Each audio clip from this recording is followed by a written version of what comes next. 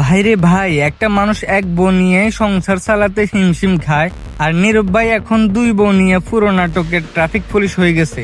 গত পর্বের শেষ দৃশ্যটা দেখে দর্শকদের মাথায় একটাই প্রশ্ন ঘুরপাক খাচ্ছে। অস্ত্র ফাঁসার শেষে বাড়ি ফিরে পুতুল যখন দেখে তার স্বামীর পাশে আরেকজন স্ত্রী বসে আছে, তখন তার মাথার উপর দিয়ে যেন বজ্রপাত চলে যায়।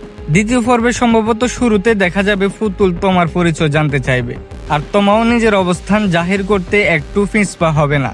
এদিকে নীরব পড়ে যাবে মহাবিপদে, কারণ সত্য বললেও বিপদ, না বললেও বিপদ। ভাইরে ভাই, নীরবের অবস্থা এখন এমন যেন পরীক্ষার হলে দুইটা প্রশ্নই ভুল, কিন্তু একটা উত্তর দিতেই হবে।